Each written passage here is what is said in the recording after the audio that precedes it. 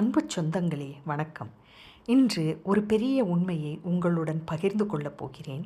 அது வேறொன்றும் இல்லை, அது நியூட்டனின் 3வது விதிதான். இந்த பிரபஞ்சத்தின் முதல் விதியும் மிக முக்கியமான விதியும் இதுதான். ஒவ்வொரு விசைக்கும், அதாவது ஒவ்வொரு ஆக்ஷனுக்கும் அதற்கு சமமான மற்றொரு எதிர் திசையிலான விசை, அதாவது ரியாக்ஷன் உண்டு என்று நியூட்டனின் 3வது விதி கூறுகிறது. Every action has an equal and opposite reaction. இந்த விதி ஃபிசிக்ஸுக்கு மட்டும் சொந்தமானது கிடையாது. இது நமது ஒவ்வொரு செயலுடனும் சம்பந்தப்பட்டது. சொல்லப்போனால் இது ஒரு ஆன்மீக அல்லது யூனிவர்ஸுடைய விதி என்று நான் உறுதியாக கூறுவேன். ஆனால் நம்மில் சிலருக்கு இந்த சந்தேகம் தோன்றும். அது நியாயமான சந்தேகம்தான்.